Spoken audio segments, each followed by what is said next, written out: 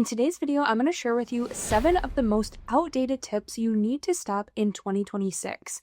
Now, many of these tips were considered standard practice and really good advice in years past, but things have changed a lot in the print-on-demand landscape over the last couple of years. So some things that were generally good advice now are really going to hurt your chances of actually growing and scaling a successful print-on-demand shop that can make real money. So I don't want to waste any more time here. Let's just jump right into this list and see if there's any of these things that you are still doing that you should switch before the next year rolls around. Now, the very first thing that you might want to think about changing that's a little bit outdated about starting a print-on-demand store is that t-shirts are always the way to go. You could definitely be successful only selling t-shirts, just filling your entire Etsy store or Amazon shop with just t-shirts. And yes, t-shirts still sell. I sell new t-shirts every single week. I'm always uploading them, but there are so many other products out there that a lot of times you can get more traction a lot faster by trying a different kind of product. And that can be as simple as doing like a mug or a tumbler instead of a t-shirt, or even pivoting to something similar to a t-shirt, but like a pullover crew neck or a hoodie. All of those items people are looking for actively, and there is just so much more competition in the t-shirt space. So if you've never thought about selling another product type, I highly recommend adding a few other options to your shop. Now, definitely, I don't suggest getting carried away.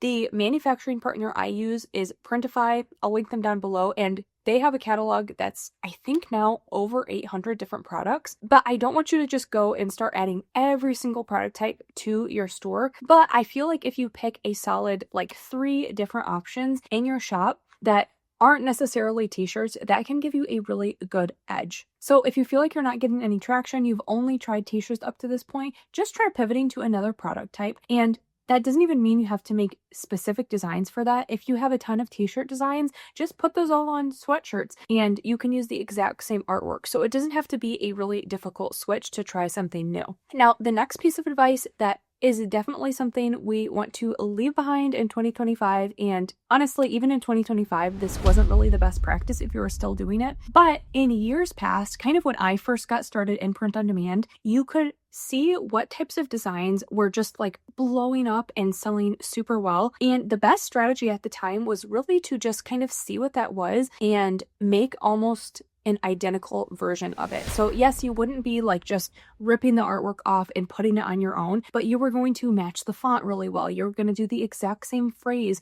You were going to make it as similar as possible because that niche in that design was validated to sell. So you wanted to replicate that. But now there are just so many people doing that. That is definitely not the best strategy. So what you should be doing instead is when you do find items and niches that are selling really well, take note of that and make your own version of it. So say they are using like a bold, distressed text for a certain phrase. Maybe you could try like a more colorful design or a different kind of font. Or you could take that same phrase and where they didn't put any graphics on it, you could put some coordinating graphics. Or for example, if you saw that, okay, this design is in this particular niche that's selling really well, I'm not even going to take the exact phrase, but I am going to note that that niche is doing really well, and I'm going to make my own version of a design of a phrase in that particular niche. So it's still really important to take note of what are the best sellers in certain niches, but you never want to make a replica or like a very similar design. Other people are doing that, so the best chance you have is to make your own version so that when people are comparing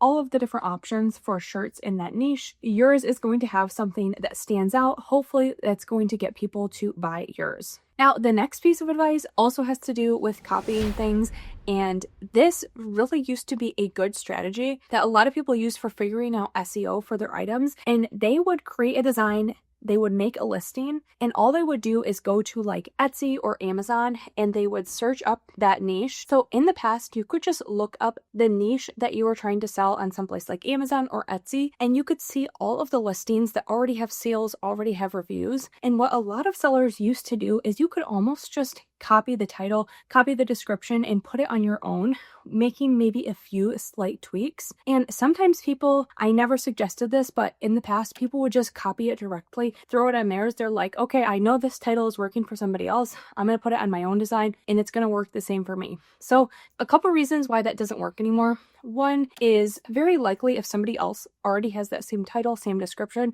when people look up those keywords, the item that already has the sales is the one that's going to pop up at the top. So I really like to suggest take note of what keywords a lot of the best sellers in your niche are using, and maybe have a scratch piece of paper, write all of those down, and then format kind of your own title. You want to create something new that's going to give you the best chance to stand out when people use searches that you are putting in your own title. So the strategy I always use is maybe look at about 10 different listings in that kind of niche you're selling and write down any of the phrases, any of the keyword sets that they're using. So say it was like a groovy Christmas t-shirt, there might be something like best retro holiday gift, so you could write that down. Or another listing might have like groovy Santa with peace sign, so you could write that down, and just take note of all the things, and then you're going to kind of compile them into your own unique title, your own unique description. Don't be copying other people. Now, the next thing that does not work anymore, and you should not be doing this going into 2026, it's something I talk about all the time, but it really can be the biggest difference between your listings getting clicks and sales and people just scrolling on past. And that is, you cannot use just auto-generated mockups anymore. So again, when print on demand used to be a little bit less competitive, if you were selling with a manufacturing partner like Printify, you could just use the auto-generated mockups that came with your listing anytime you set it up. And there wasn't so much out there that was going to be a big enough deterrent for people. But nowadays, there is so much competition. So even the littlest things can really make a difference between if your listing's getting clicked on or not. And the thumbnail really is the first thing people see.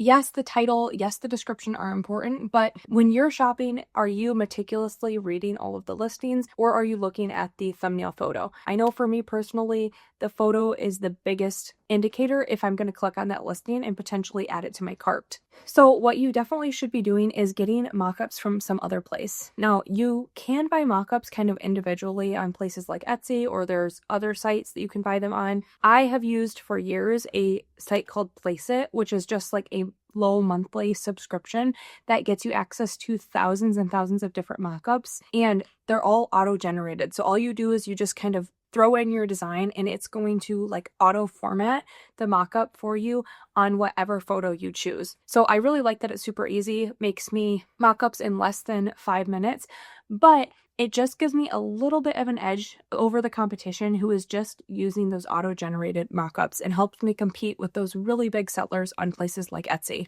Now, the next big thing that is really, really outdated going into 2026 is something that I do still see a lot of new sellers doing, and you can do this in a good way, but typically you're doing yourself a huge disservice, and that is by only posting very low effort, scalable designs. So if you don't really know what a scalable design is, that would be something like you make one generic design that says like best woodworker ever, and then you switch out the profession there. So it could be like best plumber ever, or best firefighter ever, best police officer ever, best fisherman ever. So you're just making one design, and then you're either using a software to kind of auto generate a bunch of different designs for all of those careers, or you're manually doing it and just posting tons and tons of these like very flat generic designs, and just hoping that you have enough numbers in your shop that eventually one or two of them might take off. Now, I'm a huge fan in getting your shops to have a ton of items in them. I think that is sometimes the biggest determining factor of if you're making sales, but I am a huge proponent of putting in some effort to find out if you are posting a good niche and to make a good design that people actually want to buy. I find that a lot of times with scalable designs,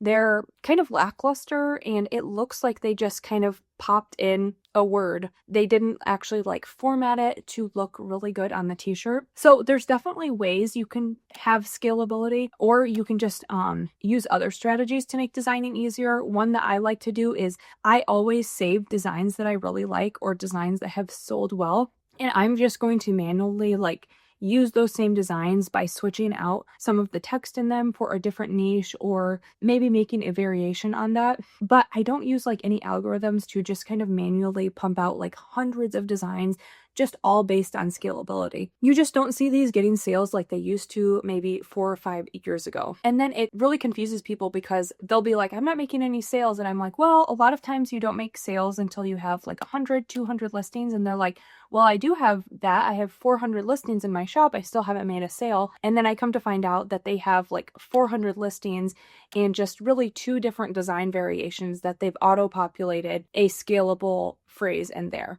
So definitely something to try and stay away from in 2026. People aren't really buying these like they used to. Now, the next thing is something that I see so often with new sellers. A lot of times when people are just looking to get things out quick, they take shortcuts that don't necessarily end up getting them anywhere closer to the goal of making profit. And so a big mistake I see that used to work in the past, but now it's pretty outdated, is going to a place like Creative Fabrica and just downloading a pack of pre-made shirt designs, pre-made shirt SVGs, and then throwing them on your listing and selling them as is. Now, I love Creative Fabrica as much as the next person.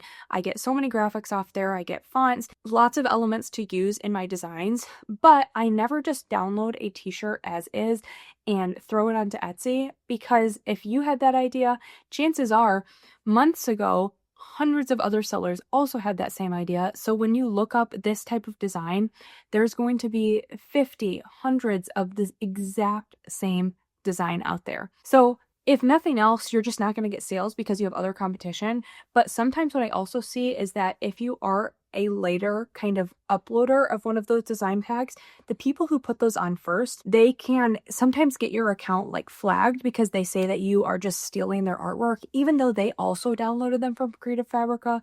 Sometimes it can get kind of iffy if someone else posted that first. So if you are using elements from Creative Fabrica, and I'll link them down below, they're a really low cost to use, but if you are going to use their elements, make sure you're adding something to them. So if you have like the start of a design, put some of your own elements, or download a graphic, make your own phrase and text, or just find inspiration from the t-shirts that do well on Creative Fabrica, but make your own version. Now, the next thing that is very outdated, and especially around this time of year, is something I see kind of popping up a lot, and that is treating just generic holidays as niches in and of themselves. So I love selling Christmas items. I love selling Halloween, Thanksgiving items as much as the next person. I make a ton of profit around the end of the year, but in 2026, you are not going to just be able to do like a Valentine's or a St. Patrick's Day shirt or a Christmas shirt or a Thanksgiving shirt that's super generic that says something like Merry Christmas and expect to get any sales. If you want to compete in those holiday niches, you need to have some kind of other twist on them. Now, I'm a huge proponent of combining holidays with